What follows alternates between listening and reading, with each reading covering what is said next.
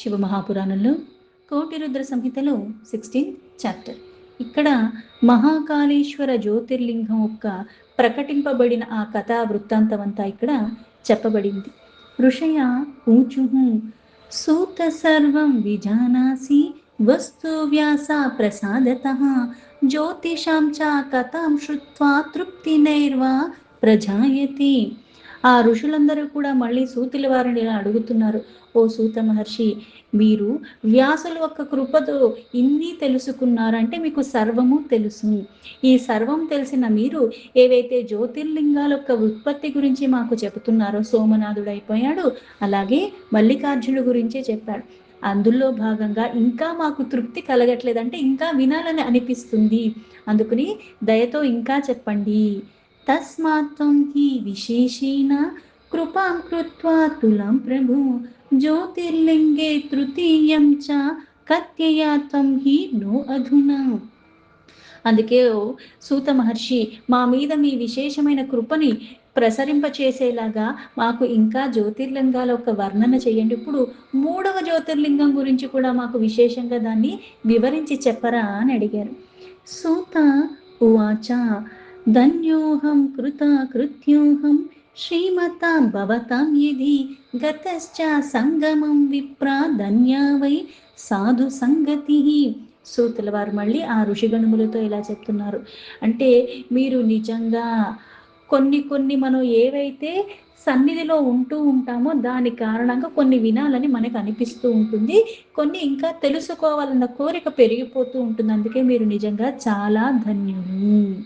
ఇలా మీ సంగతి ప్రాప్తి అంటే కొన్ని సాన్నిధ్య కారణంగా మీరు నిజంగా ధన్యులైపోయారు, కృతాకృత్యులైపోయారు. అంటే ఏ కారణంగా జన్మ తీసుకున్నామో ఆ జన్మ సార్థకమైనట్టుగా, ఏదైతే క్రతువులు మనం చేస్తున్నామో దాని ద్వారా మనం ఉద్ధరింపబడుతున్నట్టుగా ఇలా మీరు ధన్యులైపోయారు. ఎందుకంటే ఇది అందరికీ కలిగే భావన కాదు. అందరూ తెలుసుకోవాలని అనుకోరు, అందరూ వినాలని అనుకోరు. ఇటువంటి సద్భావన మీకు కలగటానికి కారణం ఏంటి అంటే సత్సంగత్వం. అందుకే సజ్జనుల యొక్క సంగతి కారణంగానే మీరు కూడా ధన్యులైపోయారు. అతో మత్వా స్వాభాగ్యం హి కథయిష్యామి పావనిం పాప ప్రణాశిని దివ్యాం కథాం చ శృణుతాధరాత్. అలాగే ఇక్కడ నేను కూడా సౌభాగ్యవంతుణ్ణి, పవిత్రుణ్ణవుతున్నాను. ఎందుకంటే సకల పాపాల్ని నశింపచేసేదన్న దివ్యమైన ఆ వృత్తాంతాన్ని చెప్పే భాగ్యం నాకు లభిస్తుంది. మీరు కూడా అంత ఆదరపూర్వకంగా వినండి అని మళ్ళీ చెప్తున్నాడు సూతుల వారు. అవంతి నగరీ రమ్య ముక్తిదా సర్వదేహినా శివప్రియ మహాపుణ్య వర్తతే లోకపావని. పరమేశ్వరుడికి ప్రియమైనది, పరమ పుణ్యప్రదమైనది, ఈ సంసారాన్ని పవిత్రత చేస్తున్నది అయినా సమస్త ప్రాణులకి ముక్తిని ఇవ్వగలిగిన మహోనోహరమైనది అవంతి అన్న నగరం ఉన్నది. అది చాలా ప్రసిద్ధి చెందింది. ఎందుకు? పరమ పుణ్యమైనది, పరమేశ్వరుడికి మళ్ళీ ప్రియమైనది, ఈ సంసారాన్ని పవిత్రం చేస్తున్నది. అందరు ప్రాణులకి, ఏ ప్రాణికైనా సరే అంటే ఆ సన్నిధికి వెళ్ళగలిగితే గనక వాళ్ళకి ముక్తి లభిస్తున్నది. అందుకే లోకాన్ని పావనం చేస్తున్న నగరము. తత్రాసీదా బ్రాహ్మణ శ్రేష్ఠ శుభకర్మ పరాయణ వేద ధ్యానకర్త చ వేద కర్మరత సదా. అయితే ఈ అవంతి నగరంలో అక్కడ మళ్ళీ శుభ ఆచరణలోనే ఎప్పుడూ తత్పరుడై ఉండి వేద అధ్యయనాలు నిత్యము చేస్తున్నవాడు, ఆ వైదిక మార్గానికి తగ్గట్టుగా అనుష్ఠానం చేసి నిరంతరము దాన్ని ఆచరణలో పెడుతున్న ఒక శ్రేష్ఠ బ్రాహ్మణుడు అక్కడ ఉన్నాడు. అజ్ఞాధాన సమాయుక్త శివ పూజా రతః సదా పార్థివీం ప్రత్యహం మూర్తి పూజయామాస వైద్విజః. ఈ శ్రేష్టమైన బ్రాహ్మణుడు ఏదైతే అవంతి నగరంలో ఉన్నాడో ఆయన ఏం చేస్తున్నాడంటే నిత్యము అగ్నిహోత్రము ఇవన్నీ చేస్తున్నాడు. మళ్ళీ శివ పూజలో కూడా ఆ మనస్సు లగ్నం చేసి చేస్తున్నాడు. అంటే అందరూ చేస్తాం. ఎలా చేస్తామంటే చేసామన్న పేరుకు చేస్తాం, నేమ్ సేక్ అంటాం. అంటే చేసాం అంతవరకే. ఆ మనిషి అక్కడ లేదు, మనసు అక్కడ లేదు, బుద్ధి అక్కడ లేదు. కానీ ఇక్కడ ఆ శివ పూజనం అన్నది మనస్సన్నది దాని మీద పెడుతూ అంతలాగా చేస్తూ ఉన్నాడు. పైగా ఇది ఒకరోజు 2 రోజులు కాదు, ప్రతిరోజు అలాగే పార్థివలింగాన్ని పూజించుకుంటున్నాడు భక్తి ప్రపత్తులతో. సర్వకర్మ ఫలం ప్రాప్య ద్విజో వేద ప్రియ సదా సతాం గతిం సమాలేభి సమ్యక్ జ్ఞాన పరాయణ. ఇక్కడ ఆ వేద ప్రియ అన్న బ్రాహ్మణుడు అన్ని కర్మలు కూడా చక్కగా చేస్తున్నాడు. పైగా ఇక్కడ ఏది చేసినా సరే ఏం చేస్తున్నాడంటే జ్ఞానం సంపాదించుకోవాలని ఆ జిజ్ఞాసతోనే ఉంటూ, అలాగే ఆ గతే లభించాలి అని, ఏదైతే సద్గతులు కలగాలి అంటే సద్భక్తితో సత్ప్రవర్తనతో సదా ఆచరించాల్సినవి ఆచరించాలి. అందుకుని ఈ జ్ఞానాన్ని సంపాదించుకుని అలా అయితే సద్గతి కావాలన్నా సరే, ఆ పరమ పదం కావాలన్నా సరే, జ్ఞానాన్ని మూలంగా నువ్వు చేసుకుని అజ్ఞానం అన్నది నీలో లేస మాత్రమన్నా లేకుండా దాన్ని తొలగించుకున్న వాళ్ళకే ఆ పరమ పద ప్రాప్తి అంత్యంలో లభిస్తుంది. అందుకుని ఇక్కడ అన్ని కర్మలు కూడా భక్తి ప్రపత్తులతో జ్ఞానాన్ని సంపాదించుకోవటానికి జ్ఞాన అన్న జిజ్ఞాసతోనే ఉన్నాడంటే ఇక్కడ ఈ వికారాల రహితంగా ఆ మార్గంలో అంతలాగా ఆయన ఆచరణలో పెట్టి నడుచుకుంటున్నాడు. తత్పుత్రాస్తాదృశాశ్చాసంశచ్చత్వారో మునిసత్తమాః శివ పూజారతా నిత్యం పిత్రోరనవమాః సదా. ఈ తండ్రికి తగ్గినట్టుగానే ఆయనకి మళ్ళీ 4 పుత్రులు ఉన్నారు. వీళ్ళు కూడా తండ్రికి తగ్గట్టుగానే ఆ శివ పూజలోనే తత్పరులై ఉంటూ సదా తల్లిదండ్రుల యొక్క ఆజ్ఞని కూడా వీళ్ళు శిరసా వహిస్తున్నారు. అంటే పూజలో తత్పరులవ్వటమే కాకుండా తల్లిదండ్రుల పట్ల కూడా అంత అనన్యమైన భక్తి భావం ఉండాలి. అందుకే మనకి వేదం ఏం చెప్తుంది అంటే, చెప్పేది కూడా అది, మాతృదేవో భవ పితృదేవో భవ ఆచార్య దేవో భవ అతిథి దేవో భవ. అంటే తల్లి తండ్రి రూపంలో ఉన్నది ఆ పరమాత్మయే, మళ్ళీ గురువు రూపంలో ఉన్నది ఆ పరమాత్మయే, మళ్ళీ అతిథి రూపంలో, అంటే సర్వరూపాలు పరమాత్మవే అయినప్పటికీ కూడా ఎలా అయితే అందరికీ అనుకూలంగా తాన్ని అక్కడ పెట్టి తానే అన్ని అందిస్తున్నవాడు.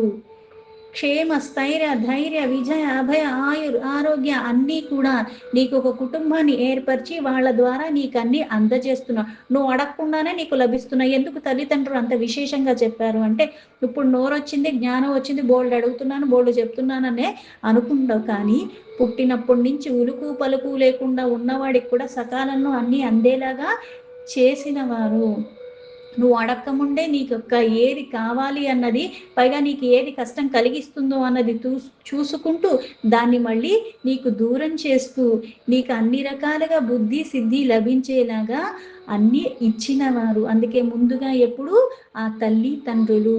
ఇక్కడ భక్తిలో ప్రపత్తులుగా ఉన్న 4 పుత్రులు కూడా తల్లి తండ్రి మీద కూడా, అంటే వాళ్ళు ఏది చెప్తే అది శిరసా వహించి దాన్ని ఆచరణలో పెట్టిన వాళ్ళు, అది ఎప్పుడూ ఉల్లంఘించలేదు. అందుకు దాన్ని చక్కగా వాళ్ళు ఆచరించి చూపించారు. దేవప్రియశ్చ తజ్జేష్ఠః ప్రియమేధాస్తతః పరం తృతీయః సుకృతో నామ ధర్మవాహీ చ సువ్రతః. ఈ 4 పుత్రుల్లో కూడా పెద్దవాడు ఎవరు అంటే దేవప్రియ, అలాగే రెండోవాడు ప్రియమేధ, మూడోవాడు సుకృత, నాలుగోవాడు ధర్మమాహి.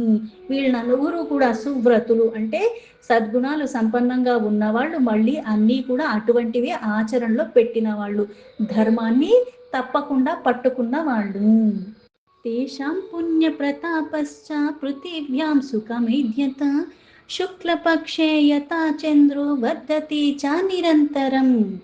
అంటే ఈ 4 పుత్రులు కూడా ఎలాగున్నారంటే, ఎలా అయితే మనకి శుక్లపక్షంలో ఒకలాగా ఉంటాడు చంద్రుడు, కృష్ణపక్షంలో ఒకలాగా ఉంటాడు. శుక్లపక్షం గురించే ఇక్కడ చెప్తున్నారు.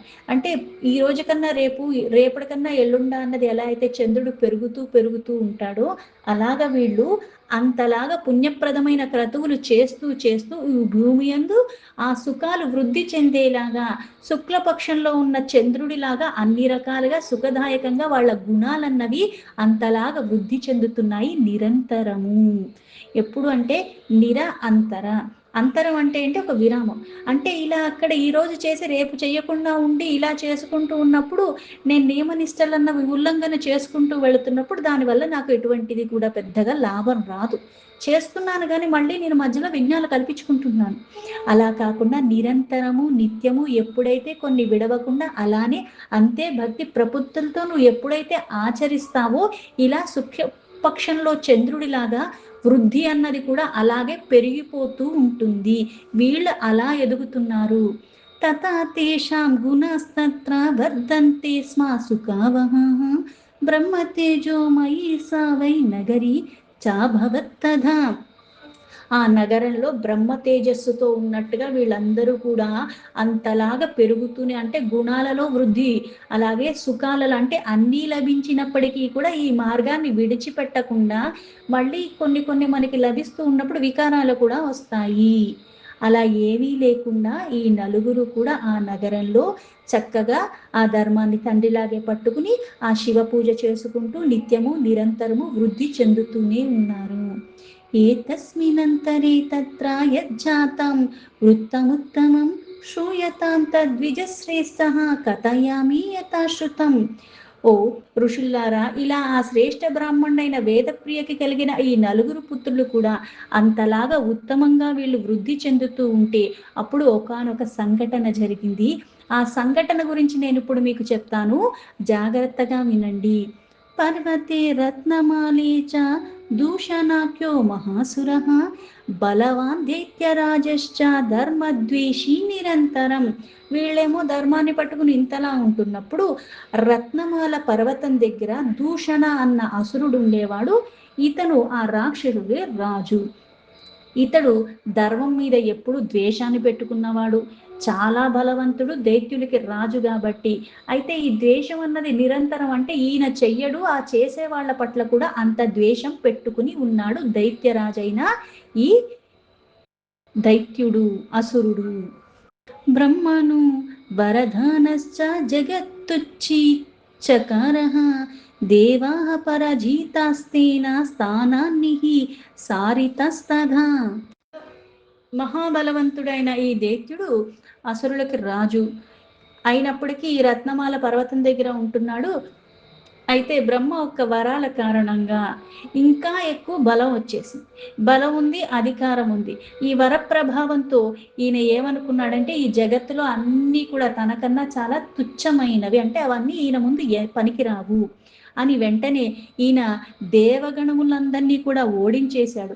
ఈ ఓడించటమే కాకుండా వాళ్ళ స్థానాన్ని ఆక్రమించేశారు. అక్కడి నుంచి వాళ్ళని పంపించేశారు. అంటే వాళ్ళ ప్రదేశాల్లో వాళ్ళని ఉండనివ్వకుండా వాళ్ళ అధికారాన్ని అన్నిటినీ కూడా తన ఆధీనంలోకి చేసుకున్నాడు దైత్యరాజు.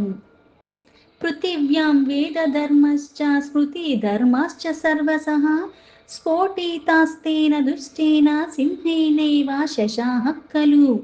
అయితే ఈ దుష్టుడు ఏం చేశాడు అంటే ఇక్కడ అన్ని రకాలుగా అన్ని దేవతల మీద కూడా తన బలాన్ని చూపించి అవన్నీ వాళ్ళ స్థానాలు, అధికారాలు అన్నీ లాగేసుకున్నాడు. భూమి మీద కూడా వేద ధర్మాల్ని పాటిస్తున్న వాళ్ళు, స్మృతులు ఏవైతే చక్కగా ఆచరిస్తూ ఉన్నారో ఈ ఋషులు కూడా చేసే వాటిని అన్నిటినీ కూడా నశింపచేశాడు. ఎలా అయితే ఒక కుందేళ్ళు మీద సింహం చూపిస్తుందో దాని ప్రతాపము, అలాగా అన్ని నశింపచేసేశాడు దైత్యుడు. యావంతో వేద ధర్మశ్చ తావంతో దూరతః కృతాః తీర్థే తీర్థే తతక్షేత్రే ధర్మో నీతశ్చ దూరతః. ఈ వేద ధర్మాలన్నీ కూడా భ్రష్టు పట్టేలాగా ఎవరూ ఆచరించనివ్వకుండా అన్నీ నశింపచేశాడు. అలాగే అసలు తీర్థాల్లో, క్షేత్రాల్లో ఎక్కడా కూడా ఈ ధర్మపరమైనవి ఏవి ఆచరించకుండా వాటినన్నిటినీ కూడా నిర్మూలం చేసేశాడు, తొలగిచ్చేశాడు. ఆవంతి నగరీ రమ్య తత్రేక దుష్యతే పునః ఇతం విచార్య తేనైవ యత్కృతం శ్రూయతాం హితత. అంటే భూమి అందున్న సకల నగరాల్లో కూడా అన్నిటినీ కూడా ఆపివేసేస్తే ఒకే ఒక్క రమ్యమైన నగరమైన ఈ అవంతి నగరం కనిపించింది.